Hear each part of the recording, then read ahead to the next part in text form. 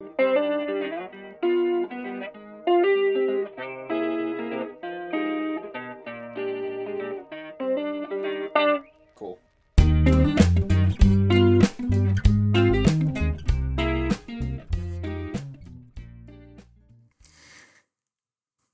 One of the great things about being doing the show solo is let's try that one more time. One of the great things about doing this show solo is I can wear sunglasses inside and I think it looks cool as hell and nobody can stop me. What if I did the whole show like this? Wouldn't that be great? Wouldn't that be fun? Where's my camera? Hi. I'm not gonna do that. Welcome back to Not From Boston, everybody.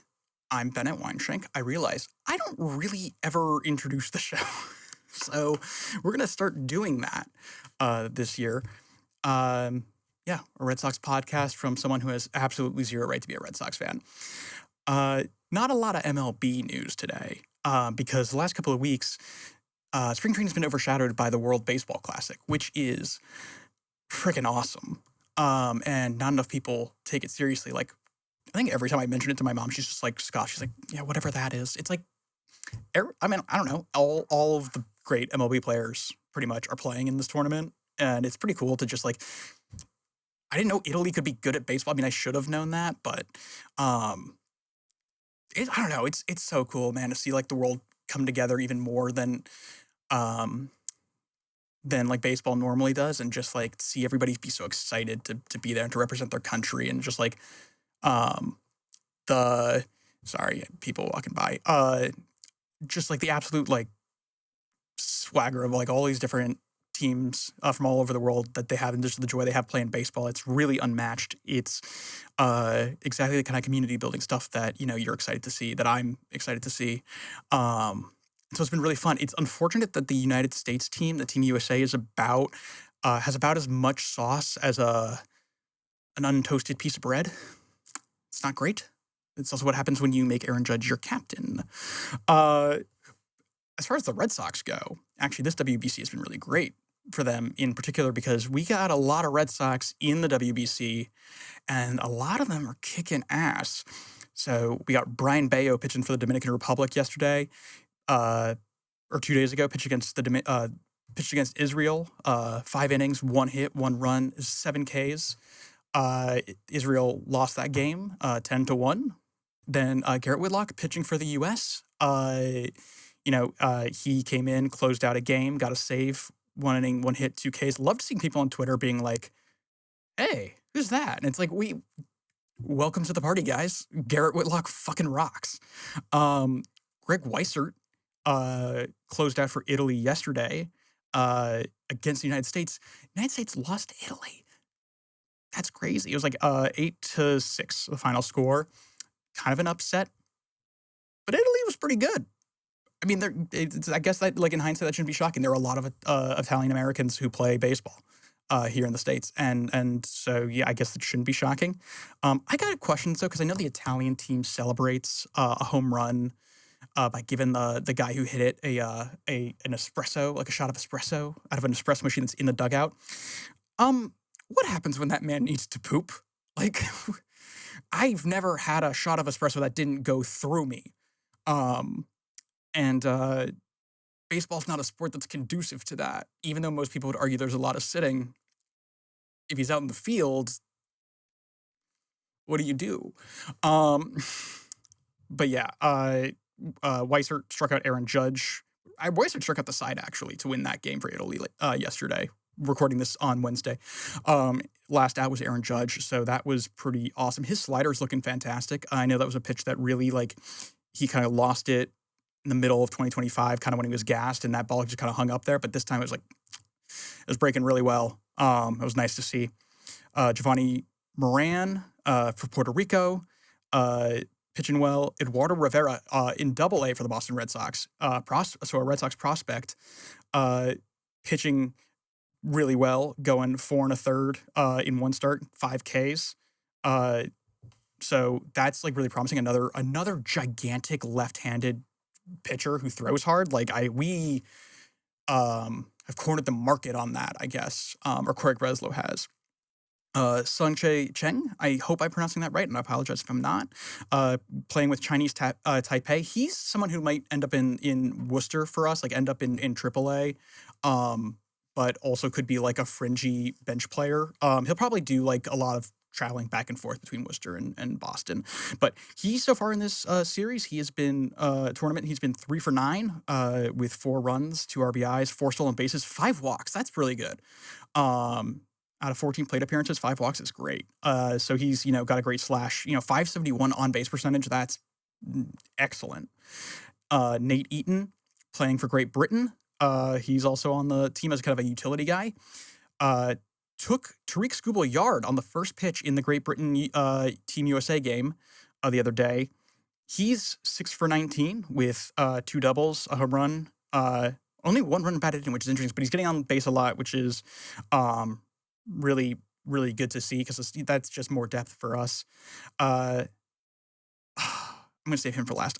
Roman Anthony, of course, like the future, I guess not the future, he is the face of the franchise for the Sox, playing on Team USA. 5 for 15 with 3 runs, a home run, 6 RBIs, and 4 walks. Again, a walk machine. That plate discipline is really good to see. And just watching him crank one is it's so cool. He really launched one the other day against, I want to say it was against Mexico. Just had a lot of height to that ball when he sent it into right field. Jarren Duran, playing for Mexico, hit 2 home runs against the U.S. The other day. He's 5 for 10 with a double, 3 home runs, and 5 RBI. So he's hitting 500 in this tournament. I mean, that's pretty outstanding. And then last, but certainly not least, Masataka Yoshida. I give him so much shit, and then he does things like this. Yoshida is 6 for 12, so he's also batting 500 for Team Japan. 4 runs, 2 home runs, 6 RBI. He has a 1.6 OPS, which is absurdly good. So man, it's funny because Fangraphs has the Red Sox as a team that does not have a lot of power. They're projected to not have any players who hit 20 home runs. Or I think they've recalculated their projection or whatever, but initially the projection was that nobody on the team would hit more than 20 home runs. I don't know. I'm seeing a lot of pop out of the Red Sox in the WBC. I'm hoping it carries over. And I got no reason to think it won't. But it's kind of nice because I think everyone's now kind of starting to realize, the Red Sox they might not be as bad as we all want them to be. So that's really cool. I'm happy about that. One last thing about should just say from the top, this whole episode is going to be WBC centric because, again, nothing else is happening in baseball. And this is really cool. There's some drama, of course, in the WBC. There's just bro drama, which is kind of better because it's really funny. So on Monday, Team USA played Mexico, and Cal Raleigh from the Seattle Mariners was catching for the U.S., and outfielder Randy Arozarena, who also plays for the Seattle Mariners, was on Team Mexico. And you've been seeing this a lot, like throughout the WBC, when teammates in MLB are on different teams in the WBC. When like they come up to bat or whatever, like there's a lot of like, camaraderie there. It's like, hey man, good to see you. Funny to see you on this other team. Like, look at us. Like, I'm here with my country, you're here with yours, and like, but we're still, friends, teammates, whatever. It's nice to see. It's kind of cute. So Randy Arozarena, you can find the video online. Like Randy Arozarena walks up to the dish and he goes to shake Cal Raleigh's hand. He's like, hey man, what's up? Like, I know we're all teammates and we're on different teams today, but like, good, best of luck, whatever. And Cal Raleigh just like shakes him off, doesn't say anything. And then like he says something and like Randy Arozarena like leans in closer. I said leaning real close to listen to Cal Raleigh, and then Arozarena just steps back into the box. And it was really awkward. It was weird. It was like, hey man, just shake your teammate's hand. Like what? Like this feels uncomplicated to me. But Cal Raleigh brushed off the whole thing. Claiming that there was no beef.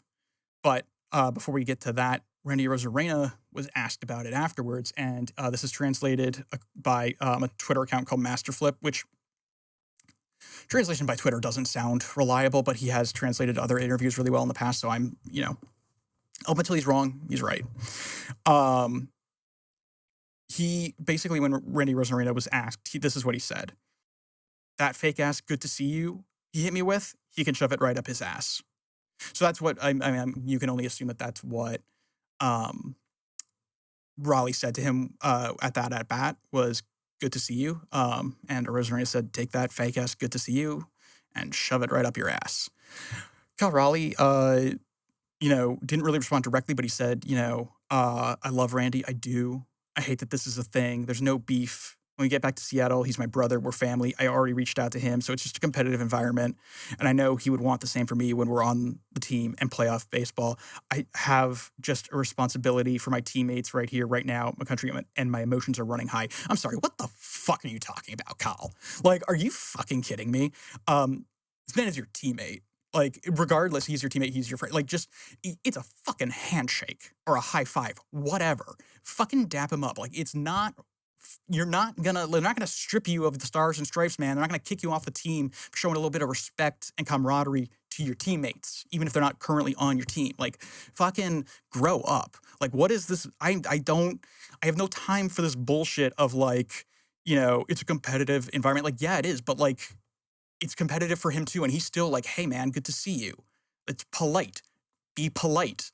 The responsibility of my teammates. What fucking to what? Be a dick? Is it a responsibility to be a dick? Is that what it is, Cal Raleigh? Like, what the fuck are you talking about? Like, it's not hard to be like, "Hey man, how you doing? Good day, good to see you." And like, I just don't understand how like how you could be so like fucking dumb. I don't know. Randy Rosarena like might have been a little harsh in his own criticism of Cal Raleigh, but like I don't think so. Like I think Cal Raleigh acted like a little snowflake, little baby boy, and like that's what it is. And I think that's what happens when you have like Aaron Judge leadership. You have this like weird, because we've been seeing it with Team USA this entire tournament. Every other team's got flair. Every other team's got fun celebrations. Team USA is like just like walking around like fucking stormtroopers doing salutes to celebrate. Like, what the guys? Come on, put some sauce on it. Like, have a little bit of flair. Like, why is no one running around with a giant USA like flag as a cape? Like, dress up like Uncle Sam. Give me something to show me that you're not a robot. Yeah, I think Cal Raleigh's being dumb. He's being real dumb. Big dummy. Big dumper, more like big dummy. For those of you who don't know, his nickname is Big Dumper because he got a fat ass. And I'm not even saying that to be mean. Google it. I promise. Got a big butt.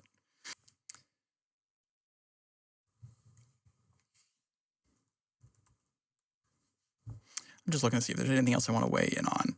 Oh, wait, I actually totally forgot.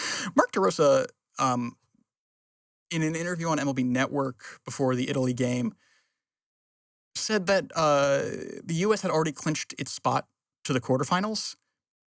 Let me be clear. They had not.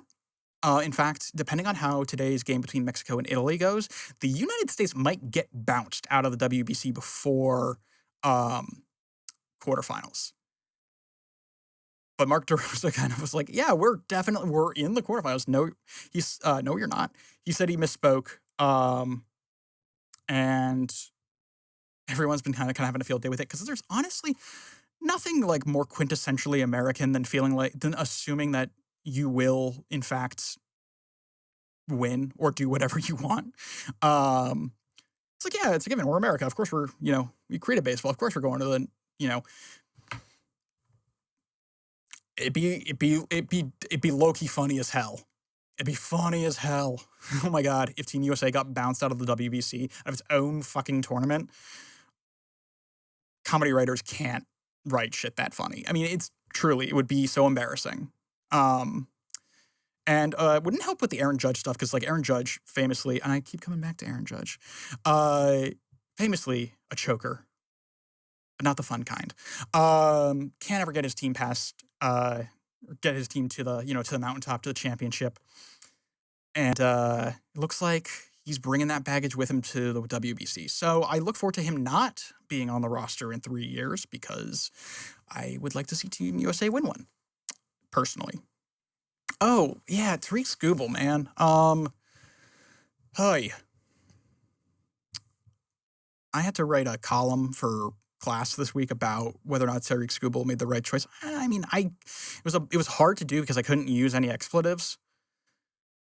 But again, Tariq, I offer you the same thoughts I offered Kyle Raleigh. What the fuck, man? Just fucking pitch. Just fucking do it. Like, it's not that complicated. Like, I get it. People are like, oh, he's waiting on that payday because he's going to hit free agency after the season's over. He's going to get $400 million at least. Okay, like, as a fan, I don't give a shit. I give a shit about the baseball. Like, I don't go to the ballpark to see Tariq Skubal make $400 million. I go to the ballpark to watch Tariq Skubal fucking pitch. With Tariq Skubal, it's not even just the fact that he isn't pitching again. It's the bullshit, like, back and forth of fucking you know, oh yeah, I'm gonna pitch at the WBC. And then a month before the tournament, oh, actually, I'm only gonna pitch one game against the worst team, and I'm only gonna throw like 50 pitches. To like, oh, actually, this was really fun. This like really changed me. I didn't know how awesome the WBC is. Maybe I will pitch another game. 2 days later, being like, actually, I'm not gonna pitch another game because I do want $400 million. It's like, dude, quit jerking us around. Just tell us you greedy and move on. It's so not that complicated. But also, I think other people pointed it out too. Shohei Ohtani, in his contract year in 2023, pitched and hit. In fact, he was part of that iconic end to the WBC where he struck out his then teammate Mike Trout. Like, and then he went on to make $700 million, which, I'm sorry, just like shouldn't happen. Like, that's too much money. I don't care how much is deferred. It's too much money for any person. But Shohei showed up for country. He showed up for the game. And he delivered. And you know what happened to him? Fucking nothing. No injury, nothing. Like, I'm just saying, like, Tariq Skubal could just as easily get hurt pitching in an exhibition game tomorrow for Detroit. Just as easily.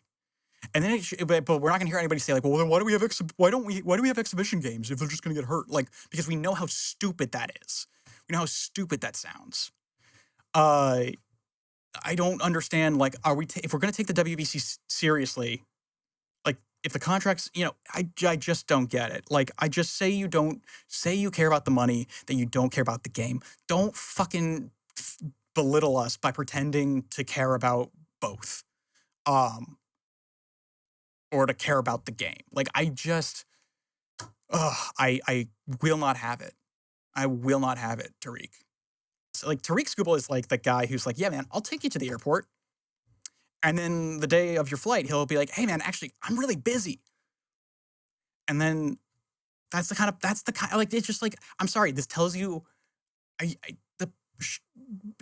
get that there's a big payday here. I get that it's life-changing money. To me, the $32 million or whatever that he already earned in arbitration is life-changing money. So, like, I have no concept of, like, what you can do with $400 million, and therefore, I do not care.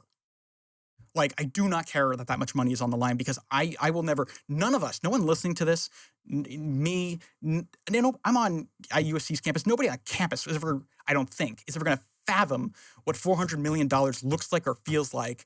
And therefore, I do not care that is what's at stake for you. I don't care. Like, it's an ungodly amount of money. You've already made, like, I think if you're adding up, like, arbitration and all these other years of playing baseball, he's already made, like, what, like, he'll have made close to, like, $70 million at the end of this year when he's earned that full arbitration share. So, like, that's already, and if, like, you're out of money, you're like, shit, I need more money at that point, then you're bad with money. Like, $70 million is already a ton of money. That should be enough. Like, $400 million, man, it loses any and all value, meaning to me. Like, fuck off. Like, $400 million is nothing. Like, it means nothing. Like, obviously it means something because it's money, but, like, making that much money, earning that much money, like, that doesn't, no. Sorry. That's not a thing that really me or any of the people I spend time with, or any of the people that you spend time with, will ever actually get to experience. And therefore, I am unmoved by your plight of oh, if I pitch in this game, I might jeopardize making $400 million. Like, it's zero sympathy. Find me the world's tiniest violin and then, like, fucking cut it in half. Like, that's how much I give a shit about your fake contract that you haven't even signed yet. Like, makes me so fucking annoyed. Like, the money should be, I don't know, maybe, like, maybe I grew up naive. But I was always under the impression that, like, the money was the perk to playing the game. The game wasn't the perk to making the money. And I think Tariq Skubal has it backwards. I think Tariq Skubal doesn't, like, clearly doesn't care about the big game of baseball that much. Like, as if he wouldn't also still make millions of dollars if God forbid something did happen to him during the WBC. He wouldn't make $400 million, but $200 million ain't fucking bad, you know? Oh my God, it's just so stupid.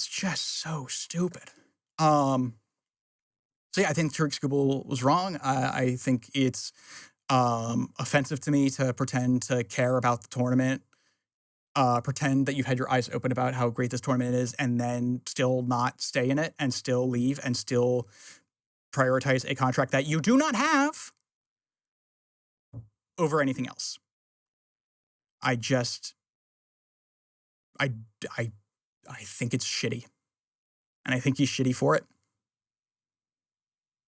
That's our show. That's my show. Thank you guys so much for listening. As always, we are on Patreon at Not From Boston. We are on Substack, notfromboston.substack.com, Instagram at notfrombostonpod, and we are wherever you get your podcasts, which includes Spotify, YouTube, and Apple Podcasts. We will be back in 2 weeks. I keep saying I mean. I will be back in about 2 weeks, hopefully with some fun new stuff coming your way, because I'm about to go on spring break, and that should be fun. And hopefully something will come of that, and we'll see.